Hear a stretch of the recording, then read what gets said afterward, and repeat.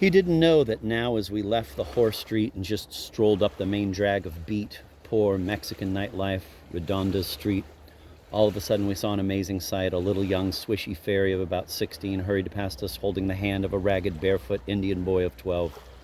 They kept looking over their shoulders. I looked back and noticed the police were watching them.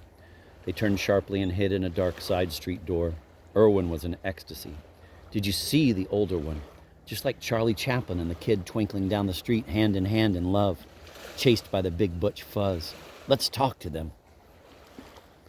We approached the strange pair, but they hurried away, scared. Irwin had us cruise up and down the street till we bumped into them again. The cops were out of sight. The older kid saw something sympathetic in Irwin's eyes and stopped to talk, asking for cigarettes first.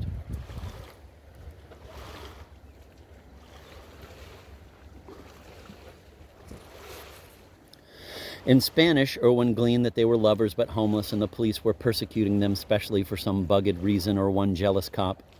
They slept in empty lots in newspapers or sometimes in paper posters torn from signs. The older one was just a swishy kid, but with none of your American googly gushiness of such types. He was stern, simple, serious, with a dedicated sort of court dancer professionalism about his queerness. The poor child of 12 was only an Indian boy with big brown eyes, an orphan probably. He just wanted Peachy to get him an occasional tortilla and show him where to sleep in safety. The older, Peachy, wore makeup, purple eyelids and all, and quite gaudy, but he kept looking more like a performer in a show than anything else. They hurried away down the blue worm alley as the cops reappeared. We saw them twinkling away, 2 pairs of feet, towards dark shacks of the closed, garbagey market. They made Irwin and Simon look like ordinary people.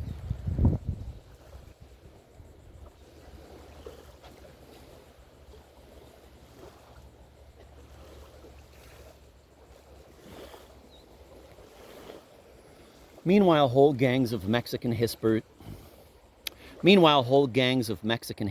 mill around, most of them with mustaches all broke, quite a few of Italian and Cuban descent.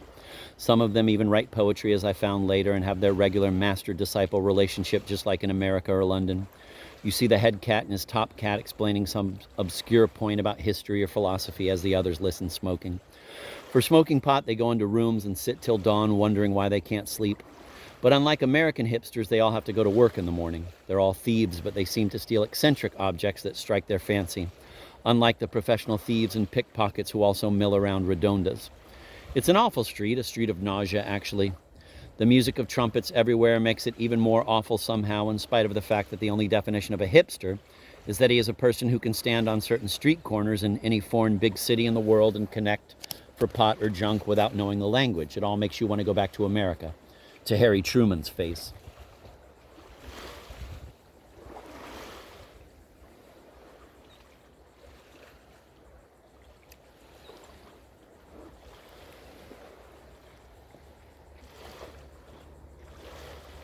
Which is what Raphael already painfully wanted to do, agonized more than any of us. Oh God, he wept. It's like a dirty old rag somebody finally used to wipe up spit in the men's room. I'm going to fly back to New York. Spit on this. I'm going downtown and get me a rich room in a hotel and wait for my money. I ain't going to spend my life studying garbanzos in a garbage can. I want a castle with a moat, a velvet hood over my Leonardo head. I want my old Benjamin Franklin rocking chair. I want velvet drapes. I want a ring for the butler. I want moonlight in my hair. I want Shelley and Chatterton in my chair.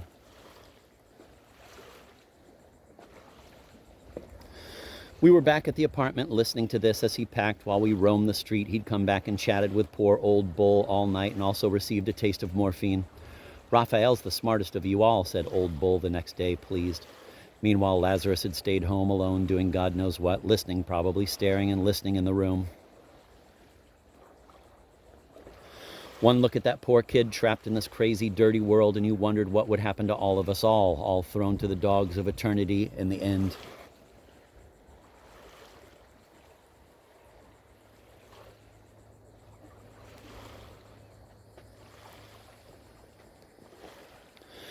I want to die a better death than this, continued Raphael as we listened attentively.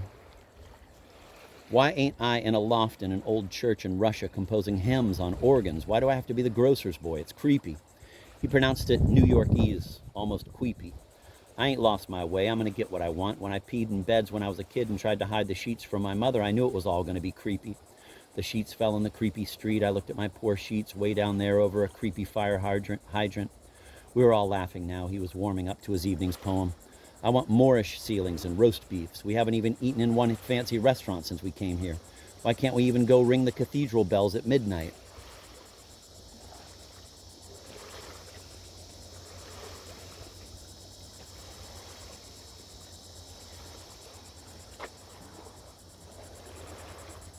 All right, said Irwin, let's go tomorrow to the cathedral on the Zocala and ask to ring the bells, which they did the next day, the three of them. They got permission from the porter and grabbed big ropes and swung and dangled off big bonging songs I probably heard on my roof as I read alone the Diamond Sutra in the sun.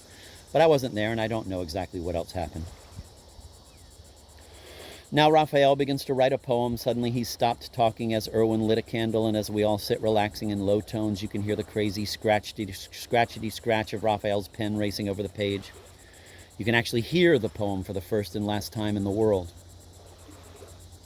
The scratching sounds just like Raphael's yellings with the same rhythm of expostulation and bombast booms of complaint. But in the scratchety scratch, you also hear the somehow miraculous making of words into English from the head of an Italian who never spoke English in the Lower East Side till he was 7. He has a great mellifluous mind, deep with amazing images that are like a daily shock to all of us when he reads us the daily poem. For instance, a night ago he'd read H.G. Wells' History and immediately sat down with all the names of a spade of history in mind and strung it off delightfully. Something about Parthians and Scythian paws that made you feel history, paw and claw and all, instead of just understanding it. When he scratched out poems in our candlelight silence, none of us ever spoke. I realized what a dopey crew we were. By dopey, I mean so innocent of the way it's said by the authorities that life should be lived. 5 grown American men in scratchety scratch in a candlelight room, but when he was through, I'd say, all right, now read what you wrote.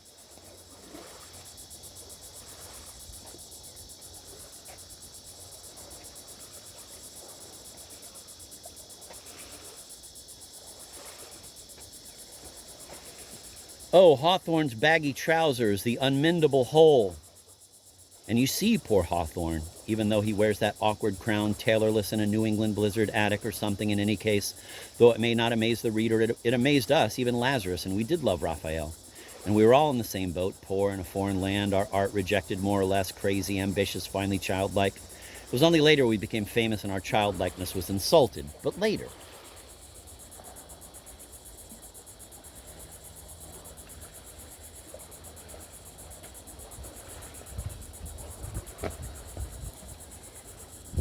Upstairs, clearly down the court, you could hear the pretty harmonizing of the Mexican mad students who'd whistled at us. Guitars and all, country, campo, love songs, and then suddenly a dopey attempt at rock and roll, probably for our benefit. In answer, Irwin and I began singing Eli, Eli, low, soft, and slow. Irwin is really a great Jewish cantor with a clear, tremulous voice.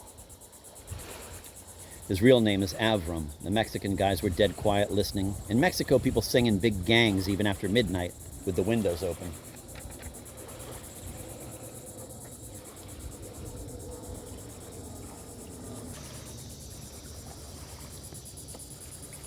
The next day, Raphael made one last effort to cheer himself up by buying a huge roast beef in the supermercado, sticking it full of garlic cloves and shoving it in the oven. It was delicious. Even Gaines came over and ate with us, but the Mexican students were all suddenly at the door with bottles of mezcal, unrefined tequila, and Gaines and Raphael sneaked off while the rest of us bleakly entertained.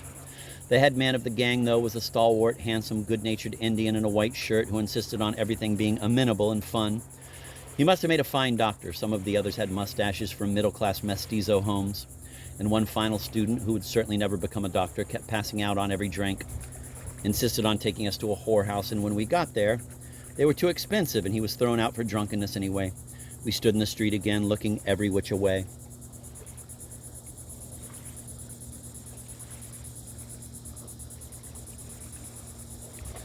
So we moved Raphael down to his fancy hotel. It had big vases, rugs, Moorish ceilings, and American women tourists writing letters in the lobby. Poor Raphael sat there in a big oaken chair looking around for a benefactress who would take him home to her penthouse in Chicago. We left him musing about the lobby. The next day he got a plane for Washington, D.C., where he was invited to stay at the home of the poetry consultant of the Library of Congress, where I would see him strangely soon.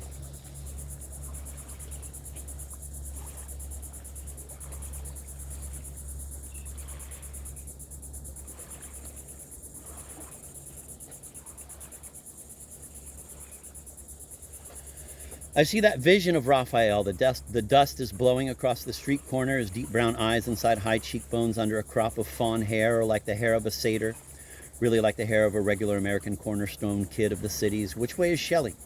Which way Chatterton? How come there are no funeral pyres, no Keats, no Adonis, no wreathed horse and cherubs? God knows what he's thinking. Fried shoes, he however later told Time magazine, but wasn't being serious.